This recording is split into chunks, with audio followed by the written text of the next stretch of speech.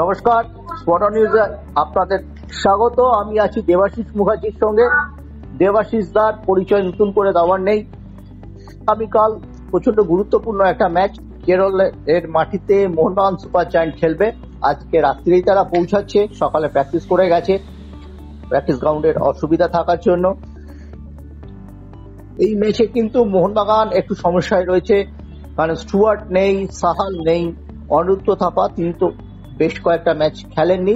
যদিও স্টুয়ার্ট ছাড়াই মোহনবাগান জিতেছে। কিরকম টিম হওয়া উচিত এবং কতটা শক্ত প্রতিপক্ষ চ্যালেঞ্জ ছুড়ে দিতে পারে মোহনবাগানকে, এবার একটু যদি বলো। দেখো, এই ইনজুরি প্রবলেমটা মাঝমাঠের, স্পেশালি মাঝমাঠের ইনজুরি প্রবলেমটা প্রথম থেকেই মোহনবাগানের সঙ্গে আছে। সাহাল, অনিরুদ্ধ থাপা, স্টুয়ার্ট এই তিনজনে ঘুরিয়ে ফিরিয়ে ইনজুরিতে আছে। মধ্যিখানে আপুইয়ার কাঠ সমস্যায় আপুইয়া ছিল না। হ্যাঁ, তো সেক্ষেত্রে কালকের ম্যাচে আপুইয়া ব্যাক করছে। দীপক টাংরি আছে, বাঁদিকে লিস্টন, ডান দিকে মানবীর, সামনে যথারীতি ম্যাকলারেন থাকবে, সঙ্গে মোস্ট প্রবাবলি দিমিত্রিকে হয়তো খেলাবে। আমার যেটা মনে হচ্ছে কামিন্সের বদলে দিমিত্রিকে খেলাবে। আর চার ডিফেন্সে আশিস রায় নেই, ওখানে দীপেন্দু খেলবে। আশিস রায় মোস্ট প্রবাবলি থাকবে না কালকে, আশিস রায়ের চোট আছে। হ্যাঁ, তো সেক্ষেত্রে দীপেন্দু খেলবে ওখানে। বাঁদিকে সুভাষিস, মধ্যিখানে দুটো ফরেনার। এটা মোহনবাগানের টিম। এবং এবারে মোহনবাগানের এই টিম যথেষ্ট ভালো টিম। এই টিম নিয়ে আমার মনে হয় না চিন্তা করার কোনো কারণ আছে এই মুহূর্তে, যেভাবে মোহনবাগান এগোচ্ছে তাতে। দেখো, আটকালে ভালো টিম নিয়েও আটকে যায়। যেদিন ব্যাট দিয়ে যায়, খারাপ দিন যায়, সেদিন যত ভালো টিমই না পাও, এগুলো বহু আগে আমরা এসব গুলো দেখেছি, আটকে গেছে, আটকে যেতেই পারে, একটা দিন ব্যাট দিয়ে যেতেই পারে।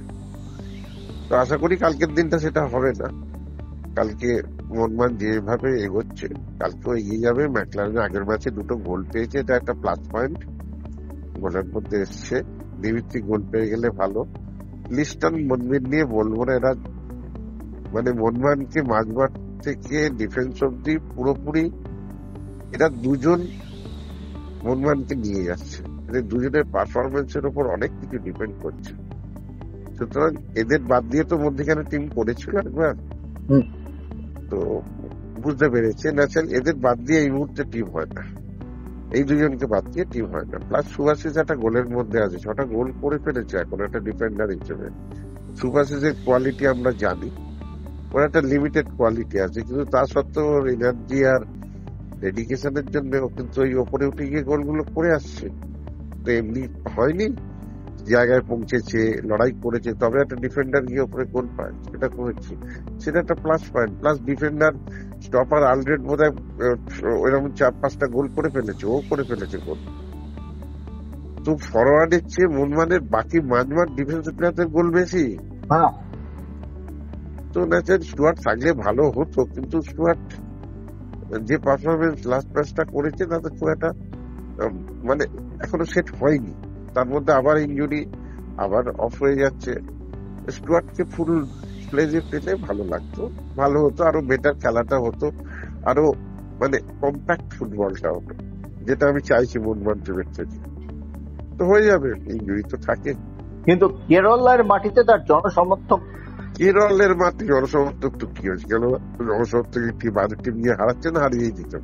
আর এখন দেখো প্রত্যেকে প্রফেশনাল প্লেয়ার, সুতরাং এই প্রফেশনাল প্লেয়াররা বাইরে কোথায় চেঁচালো, কে চেঁচালো, এগুলো খুব একটা ম্যাটার করে না। সবাই বলে বটে যে দর্শক এলে ভালো, অমুক তমুক, কিন্তু তোমাকে তো পারফর্ম করতে হবে। তোমার যা কোয়ালিটি তুমি সেটা তো মাঠে দেবেই, এবং সেটা দিতে গেলে আশপাশের পরিবেশ নিয়ে নিশ্চয়ই চিন্তা করা উচিত নয়, যে লোক আছে কি লোক নেই, চেঁচালো কি না চেঁচালো, এটা ম্যাটার করে না, এটা নিয়ে অসুবিধা হওয়ার কথা না। আর কেরল টিম খুব একটা ভালো জায়গায় এবারে নেই, মানে যতটা ভালো ভেবেছিলাম প্রথম দিকে ডুরান্ড কাপের সময়, তারপরে দেখলাম আস্তে আস্তে টিমটা, ওদেরও বিদেশি কোচ নেই, পুরুষোত্তম বলে একটি ছেলে, হ্যাঁ সবই তো প্রবলেমের মধ্যে দিয়ে চলছে। তো ওদেরও রয়েছে এখন বিদেশি আর ইন্ডিয়ান কোচ বলে টিমে ভালো খারাপ আমার মনে হয় না, কেন একটা টিম সেট আছে। আজকে এসে উনি 20 নম্বর ম্যাচ খেলতে গিয়ে 21 নম্বর ম্যাচ খেলছে, সেখানে এতগুলো ম্যাচ খেলে এসছে, টিমটা একটা জায়গায় সবাই সবাইকে চিনে গেছে, টিমের মধ্যে একটা আন্ডারস্ট্যান্ডিং তৈরি হয়ে গেছে, একটা সেট আপ তৈরি হয়ে গেছে।